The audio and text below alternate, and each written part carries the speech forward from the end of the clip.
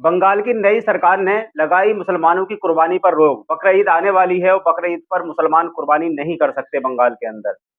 इस तरीके की वीडियो बहुत ज़्यादा वायरल हो रही हैं और आप इस तरीके की वीडियो देख भी रहे हैं। लेकिन बंगाल के अंदर कुर्बानी होगी या नहीं होगी? सरकार ने कुर्बानी पर रोक लगाई है या नहीं लगाई है?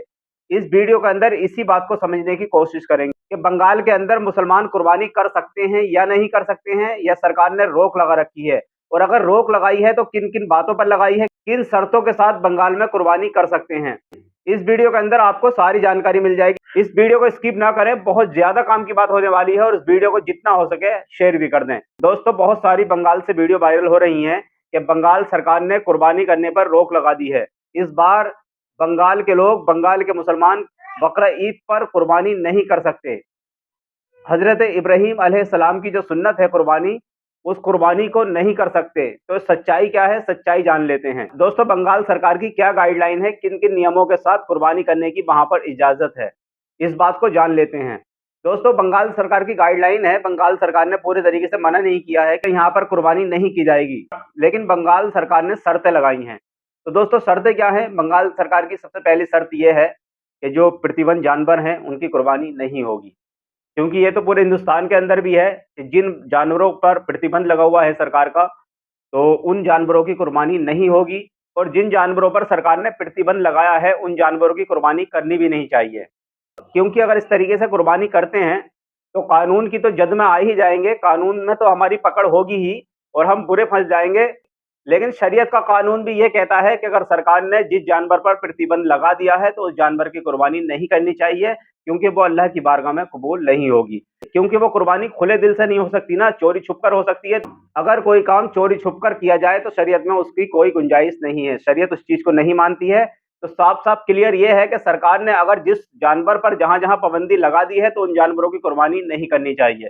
तो बंगाल सरकार की दूसरी शर्त क्या है?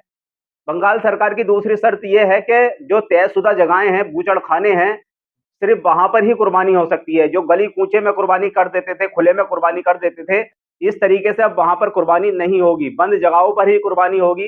तो ये बात भी सही है कि बहुत सारे लोग इधर-आधर गली-कूचे में कुर्बानी कर देते हैं, ये तरीका अच्छा नहीं है, क्योंकि हम जो कुर्बानी कर रहे हैं ना, अल्लाह की रज़ा के लिए कर रहे हैं, ना कि किसी का दिल दुखाने के लिए कर रहे हैं, ना ही हम किसी को दिखाने के लिए कर रहे हैं।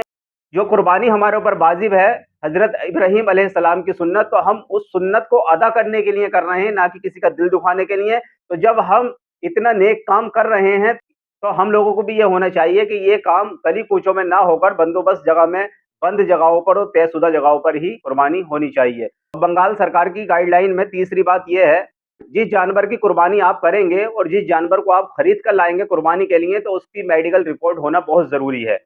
किस लिए? इसलिए कि ये जानवर बीमार तो नहीं है। स्वस्थ जानवर, अच्छे जानवर की ही कुर्बानी होगी। और बंगाल सरकार की चौथी बात क्या है? बंगाल सरकार की ये है कि जो बच्चा जानवर होता है, जिसकी उम्र कम होती है, बच्चे की कुर्बानी नहीं होगी। तो दोस्तों, इस तरह की पाबंदियाँ वहाँ की सरकार ने लगाई हैं, और इस तरह की पाबंदियाँ सरकार ने ही क्या लगाई हैं, ये तो हमें पहले से ही मालूम है। इस्लाम के अंदर और शरीयत के अंदर ये तो कानून पहले से ही है। सरकारें तो आज इस चीज़ की गाइडलाइन बना रही हैं और सरकार तो आज इस चीज़ पर पाबंदी लगा रही है, लेकिन हमारे रसूल पाक सल्लल्लाहु अलैहि वसल्लम ने इन चीज़ों पर 1400 साल पहले ही पाबंदी लगा दी थी।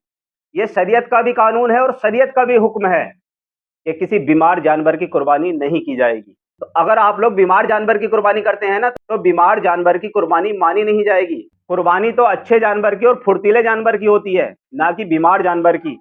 और सरकार ने कहा है कि बच्चे की कुर्बानी नहीं होगी, तो इस्लाम के अंदर ये भी जायज़ नहीं है, शरीयत इसकी भी इजाज़त नहीं देता कि अगर कोई जानवर छोटा है, वो कुर्बानी के लायक नहीं है, तो उसकी भी कुर्बानी नहीं हो सकती। शरीयत में इस पर भी पाबंदी है।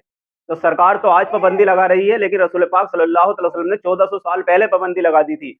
और रही खुले में कुर्बानी करने की बात, तो खुले में कुर्बानी करना तो तुम्हारे लिए सही भी नहीं है, क्योंकि एक हम नेक काम कर रहे हैं, तो हमें किसी का दिल दुखाना नहीं चाहिए। तो हम लोगों को कुर्बानी बंद जगहों पर और तयशुदा जगहों पर ही करनी चाहिए। और एक खास बात और सुन लें कि कुर्बानी के जानवर का खून नाली में ना बहाएं, क्योंकि हम देखते हैं कि कुर्बानी का जानवर हम किस नियत से कुर्बानी करते हैं, जन्नती जानवर है, तो हम उसका खून नाली में कैसे बहा सकते हैं? तो ये तो हमें भी खुद खुद सोचना चाहिए कि हम जिस जानवर की कुर्बानी कर रहे हैं, उस जानवर का खून नाली में हरगिज़ हरगिज़ ना बहाएं।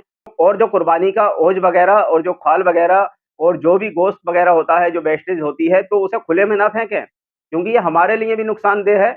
उसे कुत्ते वगैरह खींचे फिरेंगे, गंदगी फैलेगी, उसमें से बदबू आएगी, तो ये हमारे लिए भी नुकसानदेह है। तो गड्ढा करें और गड्ढे में उसका जो भी ओज वगैरह, जो भी खाल वगैरह है, उसे अच्छे से दबा दें। तो दोस्तों कोई ख़ास पाबंदियाँ नहीं हैं, ये पाबंदियाँ तो हमारे शरीयत के कानून में भी हैं कि हम जब भी कुर्बानी करें, स्वस्थ जानवर की करें, अच्छे जानवर की करें, किसी बीमार जानवर की ना करें। कुर्बानी किसी छोटे जानवर की, बच्चे जानवर की नहीं होती है। तो दोस्तों इस सब को लेकर आपकी क्या राय है, एक बार कमेंट में ज़रूर बताइएगा और जितना हो सके इस वीडियो को आगे शेयर ज़रूर करिएगा।